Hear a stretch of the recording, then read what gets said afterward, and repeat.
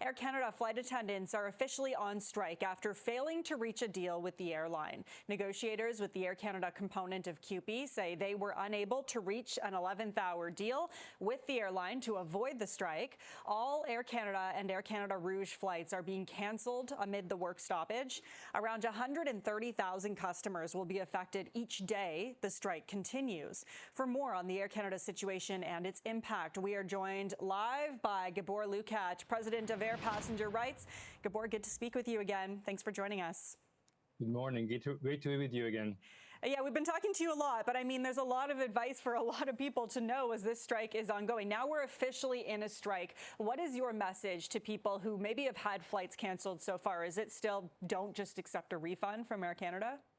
Absolutely. What we have been seeing is that Air Canada has been falsely and fraudulently telling passengers that there are no seats available on other airlines, even in situations where such seats were available for a high price, mind you, but Air Canada was trying to shirk its responsibility to passengers for alternate transportation. So don't accept a refund under any circumstance, because that could be used against you later on as a ground for not reimbursing you for your expenses for alternate transportation. If Air Canada tells you that they cannot rebook you because there are no seats in their system, you keep that email, buy yourself a ticket on a different airline, and send Air Canada a bill. They may or may not pay it, although they should. But the next step then is to take Air Canada to small claims court. Air Canada has to be facing some significant consequences from the public for failing to fulfill its legal obligations to provide alternate transportation on competitor airlines. And that consequence is likely going to come only by way of small claims court actions, because the federal government is not enforcing passengers' rights in a meaningful manner. You talk about consequences from the public, like small claims action, as you just mentioned. Do you think that would be enough for Air Canada to maybe work with the union and maybe end this strike? I know that's not your area of expertise per se, but if a lot of people are taking Air Canada to small claims court, could that have an impact on the company's decision? Small claims court actions would likely happen only later, much later, once you have gotten home, once the strike is over. So I don't think it may affect things immediately. However, of course, Air Canada, understanding that there are many people who will be taking this type of actions and who will hold it accountable for not just a couple $100 of refund, but a couple $1,000 of alternate transportation, could be a concern for Air Canada. There's one more point that occurred to me, which is that Air Canada's creditors should be very deeply concerned about what Air Canada is doing.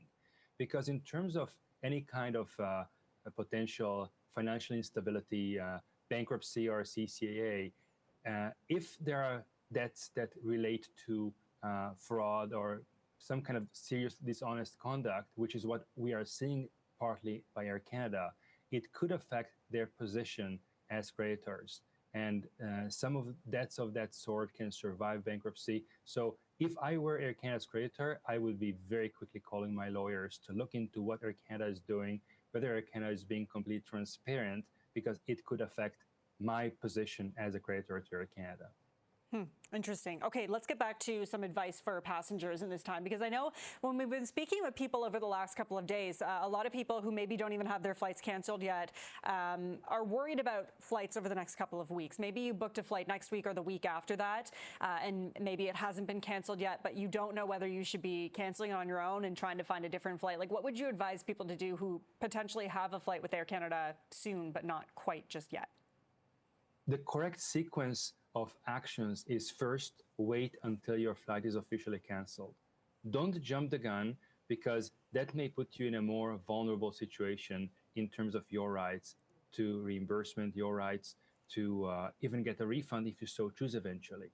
You don't have a right to a refund in cash until your flight is actually canceled. Once your flight is canceled, you are entitled to a refund in cash if you so choose, although I recommend not to do so. So first, wait until your flight is canceled officially by Air Canada.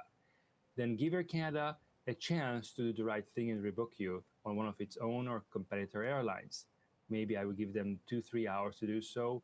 If you receive an email saying we cannot rebook you or we won't rebook you, or you don't receive any rebooking, say in 3 hours from the cancellation of your flight, then I would go ahead and buy a ticket at a competitor, get home, and then send the bill to Air Canada for the extra expenses incurred, especially your alternate transportation purchase, and give them a 30-day time to pay. If they don't pay within 30 days, on the 31st day, I would serve Air Canada with small claims court papers.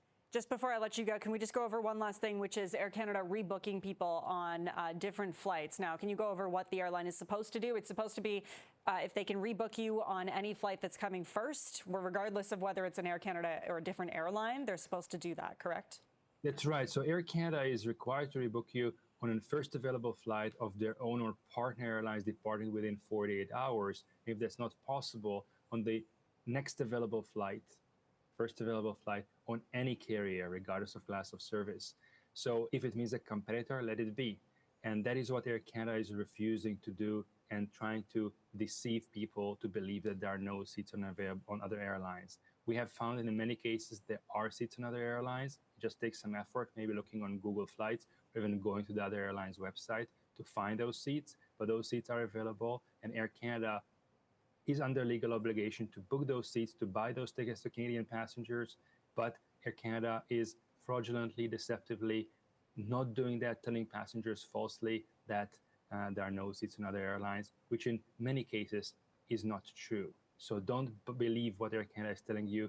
They're often being dishonest. They're often trying to deceive you for their own financial interest, to save money that it would cause them to rebook you on a competitor airline. Don't fall for that. Okay, Gabor Lukacs, President of Air Passenger Rights. Always good to have your insight. Thanks so much again for joining us once again. Great to be with you. Thank you for having me. Thanks.